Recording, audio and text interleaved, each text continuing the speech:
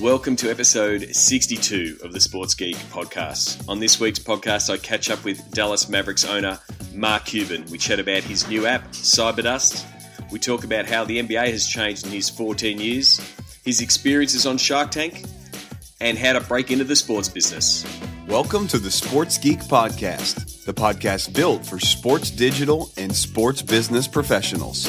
And now, here's your host, who is a sports geek like Mark Cuban. He just has a few more dollars, Sean Callanan. Thanks, DJ Joel. My name is Sean Callanan, and you are listening to the Sports Geek podcast. If you're listening for the very first time, welcome to the podcast.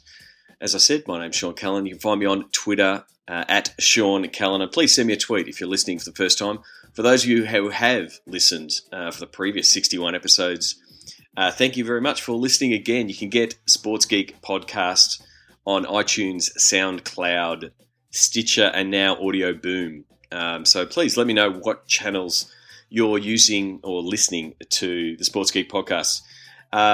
This week, I get to catch up with Mark Cuban, as he's introduced on ABC Shark Tank, the outspoken billionaire owner of the Dallas Mavericks. Was chatting with Mark on his new app, Cyberdust, and very thankful that he agreed to come on the show and have a chat. Really, what I am really thankful for is my friends at ABC Grandstand, Al Crombie and Joe Sullivan, who allowed me to use Francis Leach's studio to do the interview to make sure everything went well. And we're going to replay some of this on ABC Grandstand. I'm on there early mornings, Saturdays on ABC Grandstand. For those of you who don't know what I do, yes, I podcast and talk with sports and media, sports digital, sports marketing executives around the world on the podcast each week. But when I'm not podcasting, I'm actually doing work with sports teams and leagues around Australia and around the world. So if you work in the sports space and you're looking to engage your fans, please give me a call or send me a tweet or send me a message on Cyberdust, Sean Callanan on Cyberdust, and I'll respond to those. But otherwise, you can use that old-fashioned thing called email. Sean at sportsgeekhq.com will land in my inbox. Before we get into the interview with Mark, just a big congratulations for the South Sydney Rabbitohs making it into the NRL Grand Final. If you're following along at home, NRLGF will be the hashtag on Sunday night Australian time when the South Sydney Rabbitohs, who are a Sports Geek client, take on the Canterbury Bulldogs to see who can win the title. 43 years it's been since the Rabbitohs won the premiership, so I'll be there on Sunday. Please let me know if you're going to be at the game at ANZ Stadium. Looking forward to going to my first NRL Grand Final, and hopefully the Rabbitohs will win in that one. Fingers crossed, and best of luck to all the team behind the Rabbitohs, hardworking team, Jeremy Monahan, Chris, Tom, and all the guys behind the scenes bringing you all that action. It's been a hectic week for them so far, and I really hope that those guys really reap the rewards and really enjoy the day. One of the things that's really vital when you're in a big game like that is to take the time to realize you're in the big game. Take the time to smell the roses, so to speak. Just take a breath every now and again, because there's so much activity, and realize and really benefit for one of the big reasons you work in sports. I do have a chat with Mark Cuban about breaking into the sports business. I hope you really like his advice. I completely agree with it. Here is my chat with Dallas Mavericks owner and Shark, Mark Cuban.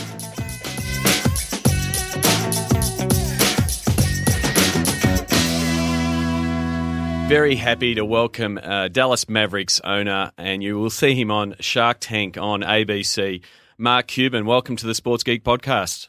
Thanks for having me. Mark, now I'll open up where we were chatting. We were recently chatting on Cyberdust. Do you want to tell us a little bit about Cyberdust and where it came from? Yeah, I mean, I'd had a little battle with the U.S. government where they were taking my messages and kind of repurposing them for their own use. You know, I could say the sky was blue, and they would say, no, you're lying, and what you really meant was the sky was green. And it was just crazy. And so I created an app called Cyberdust, Cyberdust, 2 words, that basically is very simple. when you send a message from one user on CyberDust to another user, after you're done reading the message, it deletes into Never Never Land, never to be retrieved again. And basically what it allows you to do is just protect your digital footprint. And we released it a few months ago, and it's just exploded worldwide. People are using it everywhere. And so the key thing with CyberDust, as different to other apps where people think that it's private, like Snapchat and WhatsApp, is that you're really key on the privacy. WhatsApp doesn't even pretend to be private. I mean, they let you delete things, but it's not private at all. And Snapchat, they erase things, but as anybody who uses it a lot knows, you can download apps that let you recover any text or any picture on Snapchat at all. So it certainly doesn't protect you at all. And CyberDust, really what we tried to accomplish, we wanted to make CyberDust really easy to use, just like a regular text message. And if you were to compare it to Snapchat, I'd say that Snapchat is probably crayons on pictures for middle school kids, and CyberDust is keyboards for text for adults. Let you have a real conversation that you can be open and honest about, knowing that the whole conversation is just going to disappear forever. And have you it's like a face-to-face conversation. Yeah, definitely. Have you seen a big jump? We've seen the whole iCloud hacking thing and celebrities getting busted for sending photos around, whereas with CyberDust, you're not worried about someone grabbing your phone or hacking your account. I can't tell you who, but some of the biggest names in Hollywood and all of athletics globally, they figured it out that by using CyberDust, they can really protect themselves. Because the reality, particularly if you're high profile, when you send somebody a text, they're going to keep that text, and for everybody, when you send a text, the minute you hit send, you no longer own that text, but you're still responsible for it. So whoever you message with via regular texting, they can take that text and send it anywhere around the world, post it on Twitter, post it on Facebook, post it anywhere on the web, and you have no control over it. With CyberDust, you have control because after they've read that message, it's going to be gone forever. Yeah, I can only tell you when I've done training sessions with athletes and they're saying, yes, we're using WhatsApp as a group messaging and that kind of thing. And then I say, what if someone accidentally gets someone's phone and they've got access to everything, and you can see the blood rush from their faces knowing that all of those messages are out there. Whereas with CyberDust, it's just you send it, it's gone, and Yeah, you get a lot of boys talking stuff on a group message, whether it's GroupMe or WhatsApp. They're going to talk a lot of crap, and that if this gets out there, it's not going to look good. Now, CyberDust doesn't have group messaging yet, but it should be out in about 2 weeks. Oh, that's terrific. That's what I wanted to ask. You bring out an app like CyberDust, and you really brought it for your use case, for what you wanted. But what have you seen that the users grab it and use it for that you didn't know was going to happen? What's really cool is like groups and organizations are using it to send updates. At colleges and universities, fraternities and organizations are sending updates, where are parties, where are friends going to be, knowing that, they want it to disappear once everybody knows what's going on. At the Dallas Mavericks, we used it. We have an account called Let's Go Mavs, and we send pictures and updates to all of our fans. And it's cool because, the fans get the updates, they know what's going on, and then it disappears so it doesn't eat up all the space on their hard drives, on their phones or their laptops or whatever it may be. And so it's really become a great way to send from celebrities or experts or just calendars, just send updates to people who get the updates and then move on. And the thing is that it's good from the athlete point of view is they don't have to deal with all the peanuts that are on Twitter and the trolls coming back at them. Oh, yeah. They can do that one-to-one message straight to their fans. Right, because I have 100,000 followers under Blog Maverick on CyberDust, and when I send something on Twitter, I know I'm going to get beat up by all the trolls who are going to say something nasty and try to be cute and it's not because I care what they say, but they know everybody else who follows me is going to be able to see it. And so with CyberDust, when I blast something out to 100,000 people using the blast feature, I know that any interaction between me and the people who receive it is private. There are no trolls. There's nobody else messing with you. There's nobody, when you reply back to me and send me a message, I'm the only one who's going to see it. And we can have an open, honest conversation knowing that the idiots out there aren't going to have any say in the matter. And so that is the beauty. I mean, that was early Twitter. That was the beauty of people getting the replies. But there does seem to be, there's so much volume there that you can't have that conversation. That's what you're trying to offer with CyberDust from an athlete point of view. That's exactly right. So, an athlete can speak to their fans and they don't have to worry about somebody from some other team or country or, group coming in and trying to create a hassle, or, somebody who's drunk on their, on Twitter, everybody's a hero because you can be anonymous, and so people will say things just to be mean, and that doesn't happen on CyberDust. So it's a lot more effective communications with your fans. And so the thing with startups, it's all about getting the users and getting the growth. Because CyberDust doesn't have a reblog or a repurpose function. How do you get that viral component? How do you really make that word of mouth blow up for CyberDust? Well, we will have a reblast is what we'll call it, and hopefully it's coming in the next couple of weeks. Because you're right. If I send a blast and somebody else really likes it, I like to send out a lot of motivational quotes. And I get asked all the time, can I forward this to my friends? And right now you cannot forward in CyberDust because we want to protect the privacy. But we'll make it an option so that the person who's sending the blast can allow it to be forwarded. But in terms of other growth, because you need CyberDust on both sides, when a Dallas Mavericks fan wants to get all the information and updates and chances to win free tickets, you're going to have to download CyberDust and follow us at Let's Go Mavs. If you want to be able to interact with me personally while you're watching Shark Tank, you're going to have to download CyberDust and follow me at Blog Maverick. And so there's a lot of ways that we've become viral, because if you want to get access to people, or you want to protect your privacy, or you want to be able to develop a following using the blast, then you have to have CyberDust. And that, we're not quite to 1 million yet, but we're closing in real fast.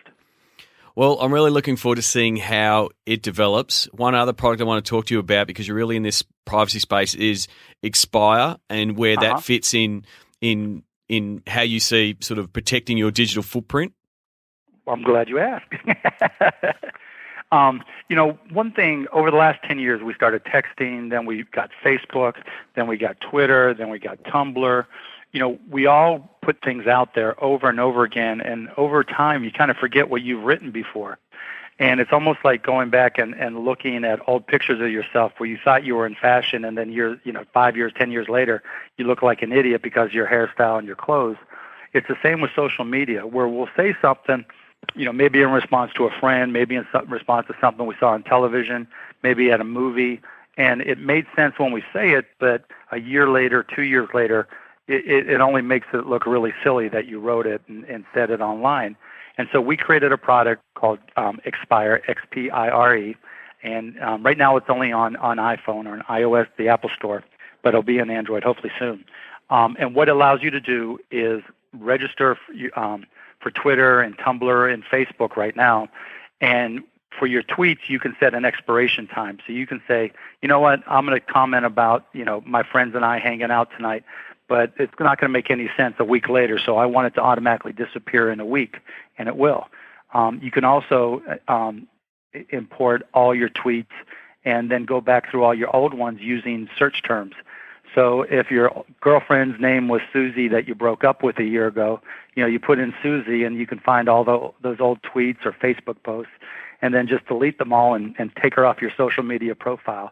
And, it also makes a difference for your job, because now every employer is asking what your Facebook and Instagram and Twitter IDs are and Tumblr IDs are.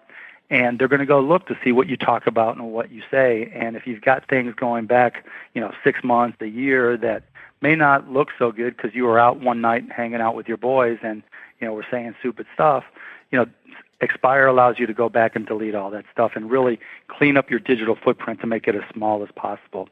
I think in this day and age, people have really got to be aware that anything you post online in social media, if somebody can find a way to use it against you, they will. Or if someone sees something in it, even if you didn't mean it, and that could keep you from getting into a school or keep you from getting a job or cause you to lose your job. We all hear about all these stories that happen to other people, but it's going to start happening to more and more people if you're not careful, and that's why we created Expire. The thing is, I've done the same with both training with my athletes and also my teenage kids to say, anything that you put out there, will be used against you in the court of public opinion or even law in some cases. So you've got to be really aware. You've got an algorithm there where once you do sign up for Expire, you can, check your social score and see how risky you've been. Yep. Yeah, sometimes people think that, I didn't say anything bad or I didn't do anything bad, so what do I have to worry about? But, what we've done is we've created an algorithm that goes through all your posts and says, look, you might want to reconsider because it might not have sounded too bad to you, but it could sound really bad to somebody else. And so it creates your social media score and tells you that, here are your posts that you need to keep an eye on and you might want to consider deleting. Well, I was very happy. I checked my score. I got an A+. So there you go. I thank my Auntie Kath. My Auntie Kath is 95 and she's a nun, and so my rule is I don't want to put any tweets out that I have to explain to Auntie Kath, and it's held me in good stead. Exactly right. But it's a really great tool, just from like you said, from an education point of view, just running that algorithm, because what you think is offensive, from a different generation, if you're in the younger generation, will be offensive to other people. So even just running the algorithm to go, well, maybe I do need to rethink those tweets, whether it's don't tweet after 11 o'clock. Things change, too. Things change. What we said 3 years ago, 5 years ago might have been hip and cool if you're 21 years old, and then 5 years later you're working at a job and it sounds really stupid, and your boss looks at it and you don't get that promotion, or you lose your job to somebody else, or somebody else shows it and says, look, who knows what this person was thinking. So there's just no upside to having all that information about you out there. I say to people all the time that I can look at your Facebook, Tumblr, and Twitter accounts and know more about you than your family does, because people just tend to ramble on and post online and not give consideration, and it can backfire on them. Well, I mean, there was a study just recently that Facebook knows when your relationship's going to end just by the posts that you're doing. So, just the analysis of all that data that's there is both fascinating as a marketer, but, also creepy as a user. Oh, it's creepy as hell what Facebook can do. And look, Facebook's no different than Google or any of the other big companies that have so much of our data. They want to use it to know more about you. They want to be able to sell to you. They want to, try to anticipate what you're going to be interested in next, what movies you'll see, what you don't like. And so everything you put out there is just an invitation for somebody to try to learn more about you. And that's not always bad, but it's something you at least have to be aware of. And again, the same thing with Expire. It's only still new, but you're seeing people, potentially use it sort of in a promotional way. Say, I'm going to put out a tweet. It's going to be good for 6 hours. It's going to be a specific ticket link just for the Mavs. Yeah, with links to buy. Yeah, when this expires, this deal is off, or this discount is gone. Yeah, we're already experimenting with some of that stuff, and so hopefully you'll see a lot more of that from us in Australia too. Terrific. Want to talk about the NBA landscape, you being an owner of the Mavs since 2000, the 12th longest tenured owner, because there's been so much change. I want to ask you if there's a bit of a change at the owners' table with so many media and tech-savvy owners coming on board in the last couple of years with Vivek Ranadive, Ted Leosis, Peter Gruber from a movies point of view. Do you think that's changing the way the NBA looks at the whole digital and TV rights type of thing? No question about it. You're exactly right. Things have changed a lot. The old school owners who hated me when I got in have, sold their teams or died, unfortunately, or whatever happened. And the new guys come in and just a whole lot smarter. They understand technology, they understand media, and they're able to bring that knowledge, and they also use it on the court. Teams are using analytics now, and they're just a lot smarter, and you have to be a lot smarter to compete. I mean, and then on the digital rights, we heard Adam Silver talking about potentially having games early Saturday mornings for prime time in China. Do you think China and India and the growth of the NBA in that space is really going to be a really key part of the next deals that the NBA does? I hope not. I don't want to see us playing early morning basketball games. I'd rather just see us go overseas and just play them there. But yeah, it's possible. It's a business, it's a sport, it's a game, but it's also a business, and we always have to be aware of the business issues and the opportunities, and Adam's going to be great at trying to figure those out. But hey, if it comes down to a vote and they ask if we should be playing games at 10 in the morning on Saturday, so they're, at night for Australia and China, I'm going to be like, no. Well, that's the thing. You've also got to keep your tribe happy. You want people in Dallas, like they're your key customers. I mean, it's great for the TV deal, but your key customers are in Dallas. And plus, it's just such an impact on the guys' bodies. Imagine an Australian rules player, having to get up all of a sudden and play a game at 9 a.m. And, it's just hard on you physically because your body's not adjusted to it, and it won't adjust that quickly. And so I just think physically we won't be able to provide the best version of our game. So, I mean, I just don't like the idea right now. You were talking about before about the growth of tech in sports and the Moneyball side of things.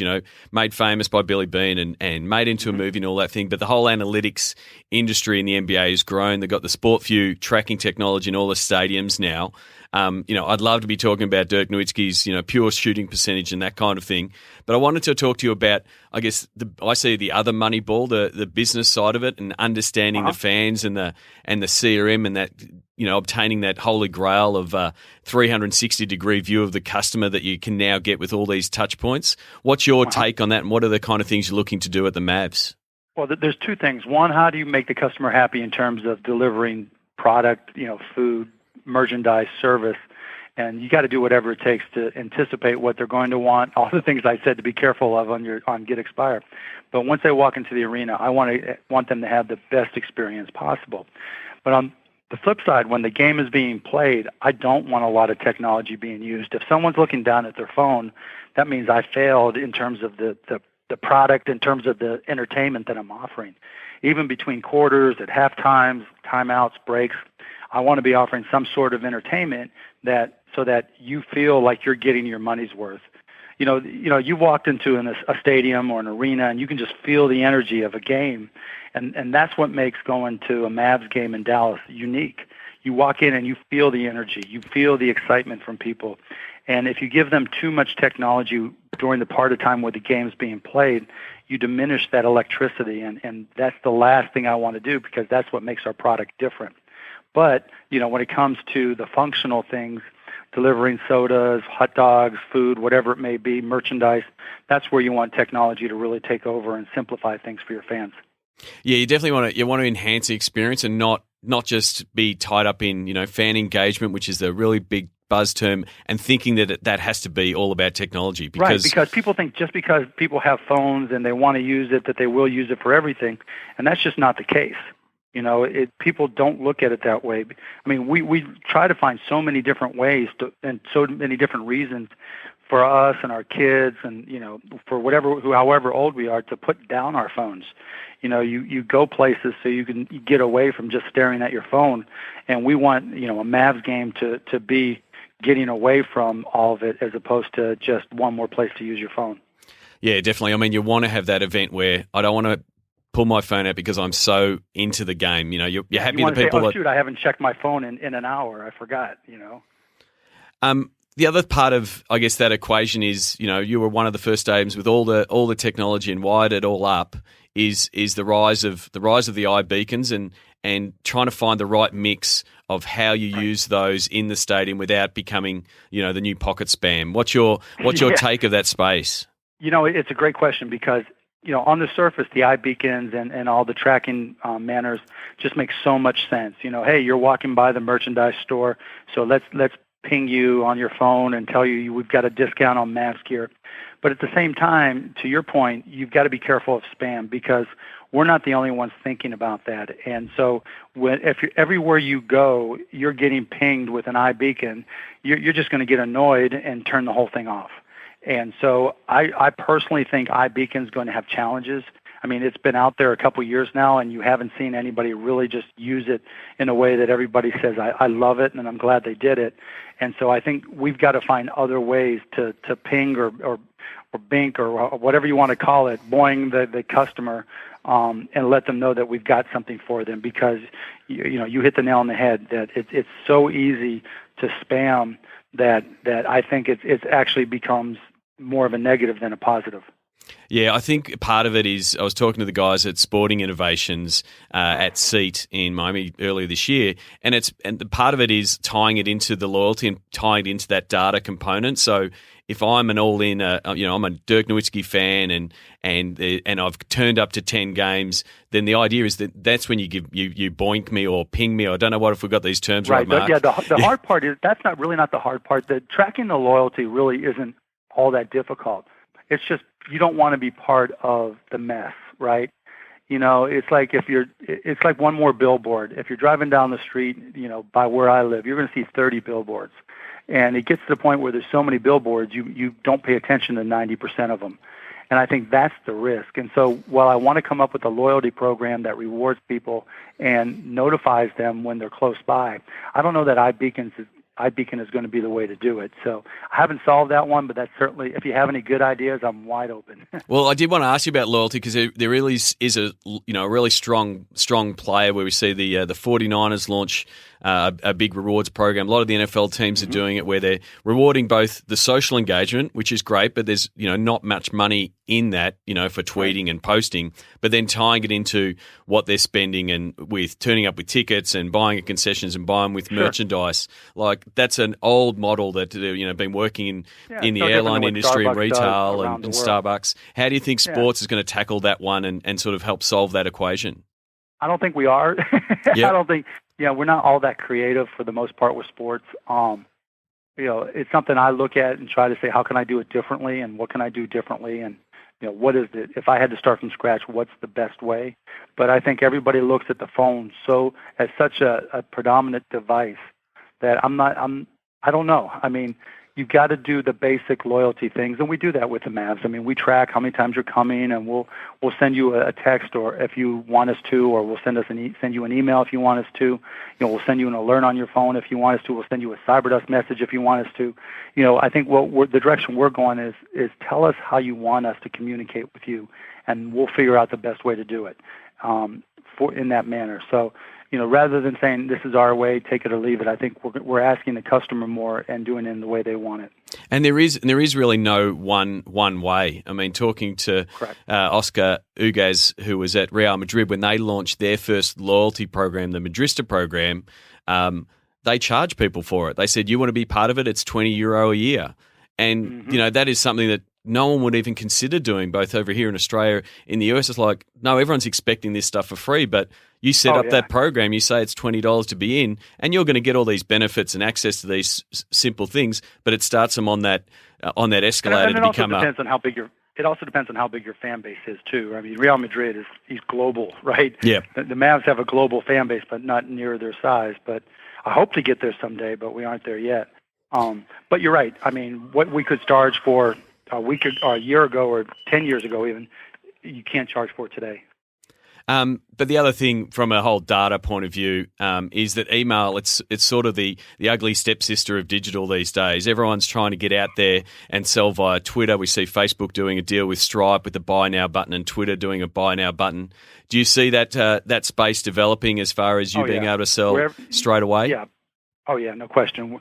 There's a bunch of one-line commerce companies coming where it's just one line of code and you just stick it anywhere, whether it's a tweet, whether it's a Facebook post, whether it's a Tumblr post, whatever you have, and it's just click to buy. And, you could do it before by just, sending someone to a web page, but now you could just simplify it even further. And so, I don't see how that slows down at all.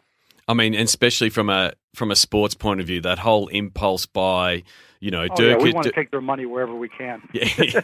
Oh, exactly. I mean, and at that peak of when you're in that emotion of the game, if I can just hit that button at the end and there you go, I've got that Dirk Nowitzki t-shirt or whatever, that'll be one of the easiest way when everyone's been looking to monetize social media. I mean, I think it's a real much of a longer play, but this will be far easier where you will put out that post and you will see those results straight away. Yep, you'll see us right there. Click to buy, click to buy, click to buy, hopefully where we already have your credit card. That's what makes Amazon so easy, right? Because they already have all your information that they're good at delivery. And so you click and it shows up on your doorstep, and that's the way we want it to be. Had a really good discussion on a panel around at Seat a couple of months ago with guys at ESPN and NFL and Major League Baseball about trying to get your message to the fan, and the fan is a moving target. You're trying to get them on the couch, on the move when they're around, and then on the way to the stadium and in the stadium. Where do you try? It's very hard to get your message in there with the leagues putting their message in, ESPN and Fox are putting their message in. Where do you see the team's point of view in that space in trying to get access to your fan? We're a lot more local. I mean, we want to try to get to them in Dallas and the whole North Texas area where most of our fans are, or at least the ones who are going to be most active in buying tickets and merchandise. And so we'll use local media. I mean, from our website to other websites to billboards to radio to television. We don't leave any stone unturned. Old school media, new media, you name it. If there's any angle, CyberDust, whatever angle I can try, I'm going to try it, because it's you're right, it's a moving target, and so, as long as fans keep on moving and new things coming out, what I try to do, I guess, to try to give us an edge is I try to look at all the new technologies and try to stay ahead of people there. And when the technologies are still new, they're usually a lot more forgiving and open to unique kinds of deals. And so I, hope, and then those types of things hopefully catch on quickly, and we're ahead of the pack. And that's typically how the Mavs have been able to do it. We were the first website for e-commerce in the NBA. We were the first mobile app in the NBA. We just try to do things a little bit ahead of the curve, and by doing that, we think we can catch the tip of the momentum from fans. I did want to go back to you on that. Like myself, I was a coder and a geek before I was sports geek. You used to get on the tools back at Micro Solutions and put together systems. So do you think that coding background has helped you as an entrepreneur, knowing where these tech trends are going and what they're trying to do? No question. Yeah, I mean, knowing how to code and understanding technology and the logic behind it helps in everything. It helps in business because you kind of, understand how to start something and how to get it to a finishing point and how to define all the logic between. And that applies not just to writing software, but also to putting together a business plan, to executing on the business plan, to understanding things that are being pitched to you. And also, we're so technologically driven now, so that when someone pitches an idea and they want to try to talk over your head from a tech perspective, they can't do it because, if you know how to code and you understand hardware, then you're going to be able to figure everything out. I always tell people, every day there's something brand new that comes out, and the person who developed it, they have an edge, but everybody else is tied with you in figuring it out. And if you just put in the time, you can figure it out as well as anybody but the developer. And I've always kind of used that approach to find, new places and new edges for our business. But yeah, if you can code, you're going to have an edge in business. Yeah, and I definitely think, when I started Sports Geek, one of the things was to weed out those cowboys in the tech space that just go off, promise the world, and deliver less than that. I think the growing knowledge of technology and being able to spot those, cowboys out there is just making a better experience for you as a business owner. If you're trying to start a company and you require technology and you don't understand technology, you are going to get taken advantage of. They're going to see you coming, and they're going to charge you more than they should, and you're going to have an issue. And if it doesn't work the first time, you're not going to have any idea how to fix it, and you're going to repeat the same mistakes. And so, having a tech background, having a partner with a tech background is enormously useful. Yeah, I really liked the deal you did on the first episode of Shark Tank with the girls from Ruminate who are pushing to get technology and getting kids and girls specifically into engineering and building that kind of stuff. As I said, as a dad, always looking for positive role models.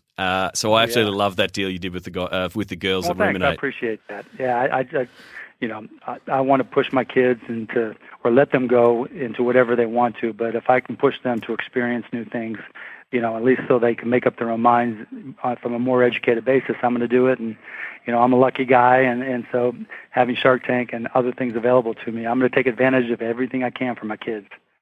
And on Shark Tank, I mean, how has the experience been for you, being a shark on Shark Tank? It's cool. It's interesting because, when it's a lot of work, not so much filming the show. That we film the show in 20 days total. We get there in the morning, they just bring us deal after deal after deal. And the deals in real time can go anywhere from 30 minutes to 2.5 hours. Then they cut them down to 10 minutes. But doing the show itself, the filming is easy. The hard part is helping all the companies that you invest in. I think I'm past 40, 50 companies. I don't even know the number. And so I'm getting reports from all of them, emails from all of them, calls. And so that's what takes up all the time. It's a lot of work, but the reality is, the show's being seen globally. And it really tells people around the world that if you're willing to put in the effort and take time to learn, then, anybody can start a company in any country worldwide, whether it's the U.S., Australia, Japan, Paraguay, all the different Argentina. That we're being seen everywhere now. And so it really feels good to know that we can have an impact. I mean, what you just said then about you see the glamour of the show, but all the hard work that's happening behind the scenes to make all of those companies success. That is the story of every small business. Like that, you've got to do all that work, and people see the micro segment of you having success and not realize all the slog that you're doing on 7 days a week to make that happen. Oh yeah, I mean, I went 7 years without taking a vacation in my first company, and from the time you start to where you hopefully end up at the top, it's never a straight line. It goes up and down and zigs and zags and all around, and you just hope you end up where you wanted to end up. But it's scary, but that fear, at least for me, has always been a huge motivator. Yeah, I did an episode. I've got another podcast called Beers, Blokes and Business, and we did a whole episode on facing that fear, and that's the adrenaline, that's the driver that gets an entrepreneur up and about. Absolutely. I say to people all the time that business is the ultimate sport. Whatever adrenaline you feel when you're competing, whether you're playing basketball or rugby or Australian rules, whatever it may be, you get that rush, but that rush is while you're on the field. Maybe you get fired up during practice and, while you're training, but business is 24/7 by 365, and you don't even know who your competition is. You don't know who the other team is half the time, and they're always coming at you. And that fear of, at least for me, that 18-year-old kid in Australia, down there in Sydney who wants to kick my ass, that motivates me to work harder, be smarter, and try to stay ahead. Yeah, I mean, I highly recommend anyone who's listening to read your book on Amazon. It only costs you less than a cup of coffee, The How to Win a Sport of Business, because that's what it is. It is a sport that you're competing against everyone in the world. Oh, yeah. I mean, there's no limit, particularly with the Internet. Everybody who is in business in your area is your competition, and you need to realize that. One thing I wanted to go back on, talking about Facebook early on when Facebook came out with the boost feature for posts, and you were just the same as me, shocked when it said, yes, you can boost a post with the Mavs. It's only going to cost you $1,500. Like I call the boost button and Facebook ads for dummies. It's pretty much a donate button to Mark Zuckerberg. That's the truth. But the thing is, have you had a second look at the other options from an advertising point of view in Facebook as far as targeting? Look, there's certain things you want to advertise on Facebook, even though. Well, first, let me take a step back.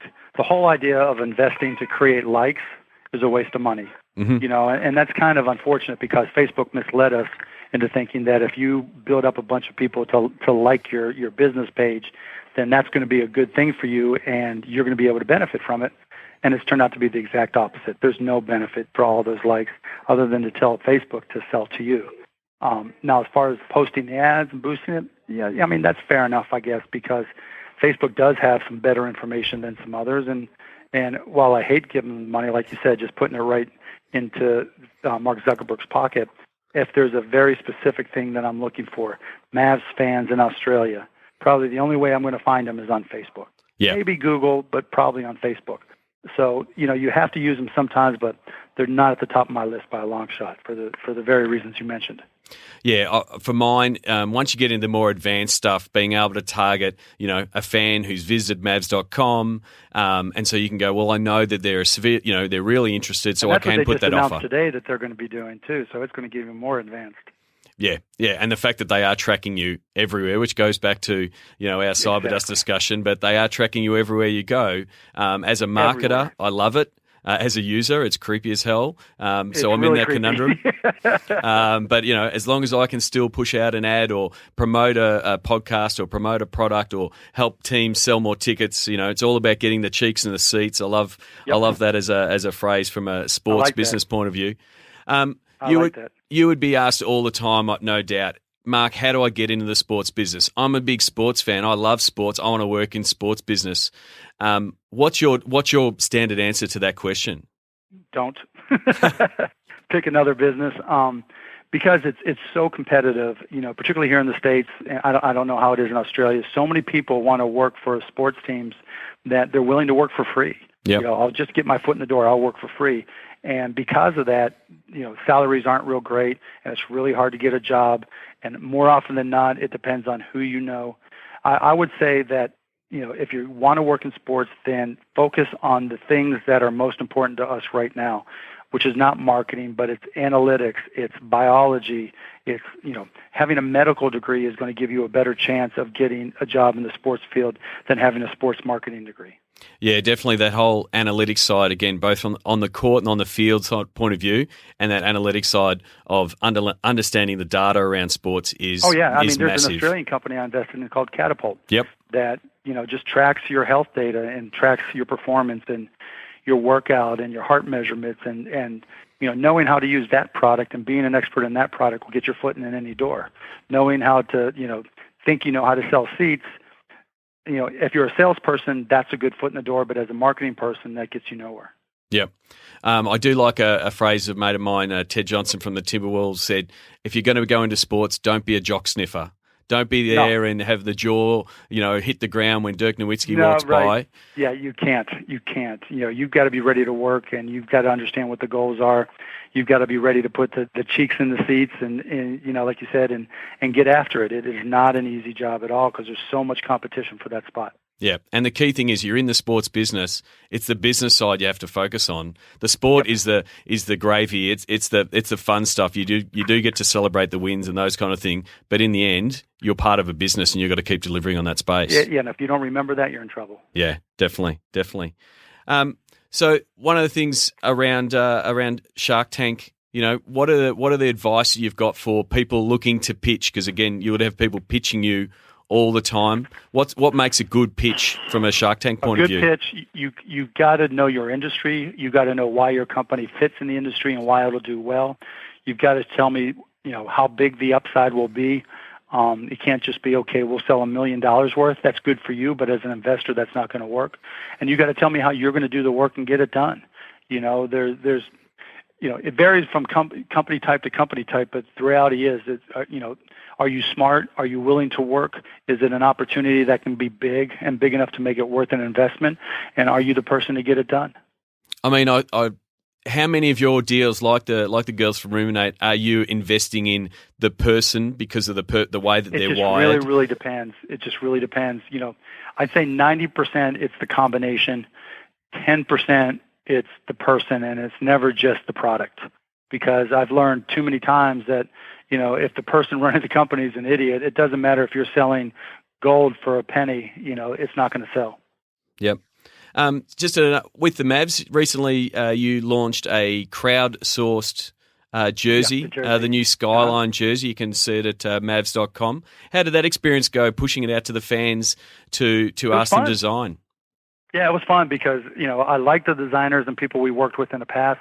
But my thought was that, out of the tens of thousands of people who would at least consider creating a design, one of them would have to be at least as good, if not better than what we could do. And that's what turned out. And so the guy's name is Jeff Case, and he was one of thousands that contributed, but he really stood out. Turns out he was a designer, a professional designer, and he got himself $1,000 and a couple of season tickets to the Mavs for his work. And he did a great job, and I think it looks great. I mean, it's a great way to engage your fan base and get that backwards and forwards. The Portland Trailblazers recently crowdsourced the design of the new floor at the Motor Center, and they got over 18,000 different variations of the combinations. Right? Yeah, because during the off season, you're looking for ways, like you said, to engage the fan, and this is just one simple way to get people thinking Mavericks. And we want as many ways as we possibly can during the off season to get you thinking, okay, when does basketball start? When do the Mavs start? When let's think about the Mavs. And that's right. Media Day was today. The season's starting to come upon us. I love Coach Carlisle's quote. You're either first or you're tied for last with everybody else. He stole that one from me. Yeah. So what are your thoughts on the Mavs this season? I don't make any predictions. I mean, I like our guys. I like the team we put together, but I always do, And so, we've got a good group of guys. Now we just got to stay healthy and produce. The Western Conference of the NBA is going to be super tough. There's no easy teams, and we'll see what happens. But, I always get nervous. I always get excited, and I always hope for the best, but I never make predictions. And so I don't expect you to make predictions because you do. You want to go out there and win. From a fan experience point of view, what will Mavs fans expect this year? Is there anything new from a fan engagement point of view? Yeah, I can't tell you exactly, but we've got a whole series of giveaways that we're doing that are going to be different. We've got some things for the television broadcast that hopefully we'll have done by the second week after the season starts. That'll make a broadcast completely different. So we're trying to keep on pushing the envelope and staying ahead, and because it's important. Like you and I have discussed, it's not easy to do, but it's important to do because you don't want your customers, your fans, ever feel like they're being taken for granted. And have you been sort of following the trends? I come from Melbourne, which is very much focused on membership as opposed to a season ticket holder. Seeing some of that being taken hold in the US with the Kansas City Chiefs starting to call their fans members. Is that something that you're looking to do with the Mavs to sort of make them feel like they're more inside the inner circle, so to speak? Yeah, we call them. Well, I would say you're part of the Mavs family. Yeah, I don't know. Calling them members, I just makes me feel like you're going to ask them for more dues.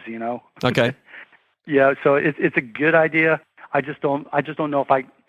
Sometimes some ideas like that take me a little while to warm up to. Where I'll say, it's not a no, but let me think about it and let me bounce it off some people first. So I can see why you would do it. Yep. I just don't know for sure that I would do it. So it's very much a cultural thing over here. I'm a Collingwood member. My son's a Collingwood member, and it sort of becomes something that starts being an emotional decision, less than a financial decision. Different. Yeah, it's so different over there. With soccer, with Australian rules football. It's got such a long tradition attached to that part of the country that it's you against every other part of the country or other areas, and we're not quite there yet here, but that's something I hope we get to at some point. So do you look at teams like Arsenal and Real Madrid and how they have that huge tribal following, and is that something you're aspiring to from a Mavs point of view? Absolutely. We want people to be as rabid about the Mavs as they are about their football teams. I mean, and that's the thing. You want them naming their kids Maverick. You want, baby rooms. We get a lot of that. We get a lot of that, but we want more. Yeah, exactly. I mean, my son did not get a choice on who he got to barrack for, so you want to continue that kind of thing. Exactly. Well, Mark, thank you very much for taking the time. I really enjoyed it. People can find you all over the internet. You're not that hard to find. Watch Shark Tank on Fridays on ABC in the States. Yep, and if you have any questions, on Friday nights on ABC in the States, and you can see it different spots online after that. And if anybody has any questions, download Cyberdust. We'll add you on Blog Match, and I'll do my best to get you an answer. And Shark Tank Australia is going to be opening soon in Australia. So for everyone who's listening in Australia, we'll be able to see Shark Tank. Maybe we'll have to get you down to Australia sometime. I love it. I'll tell you what, I love it. When I was on Dancing with the Stars, my partner, Kim Johnson, was from Sydney, I believe. Yes, she was. She's down there now on Dancing with the Stars as a judge now. So she's been trying to get me to come down.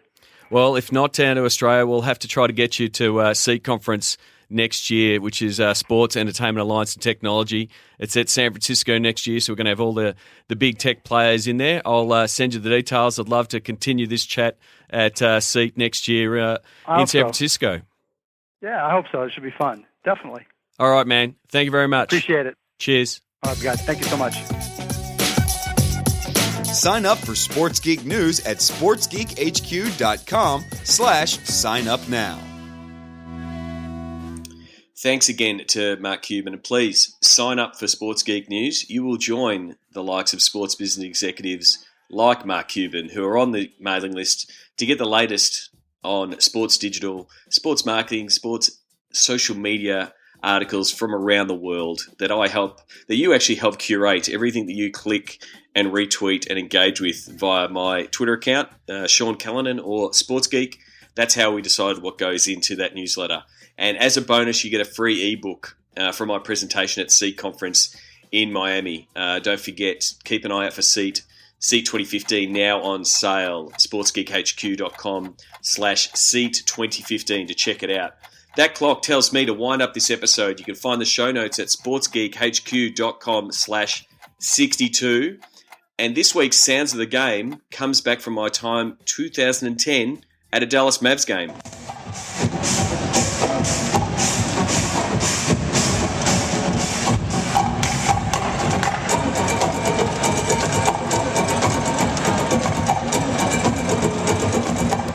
So you can definitely hear what Mark was saying before about creating that raucous atmosphere where you actually don't want to pull out your phone.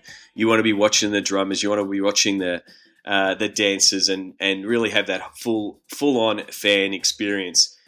Thank you again. If you're a first-time listener to the Sports Geek podcast, please go back to our archive.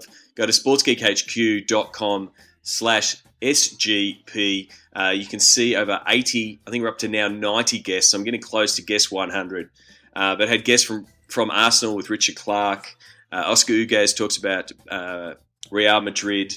I've got that conversation that I spoke about on the chat with Mark at Seat, which is episode 55. Plenty of conversation with people in sports, both in the US, in Australia, and in the UK. And also check out Beers, Blokes and Business. I mentioned a couple of those episodes in the interview with Mark. One specifically passion versus effort, and another one on fear. So that pretty much wraps up this episode of the Sports Geek podcast.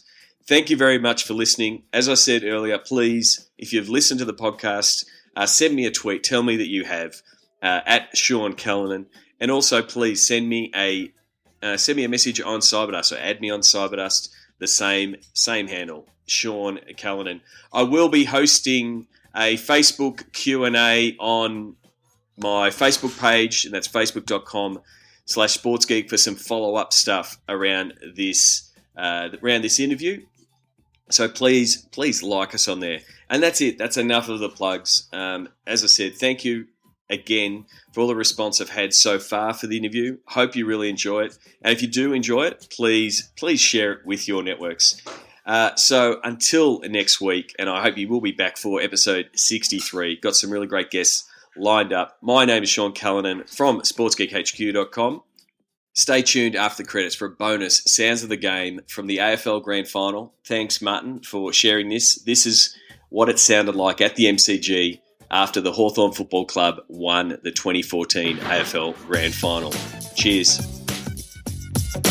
Check out which teams work with SportsGeek at sportsgeekhq.com/clients.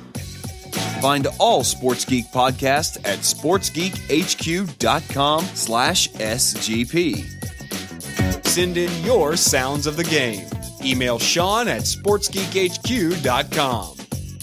Thanks for listening to the Sports Geek Podcast.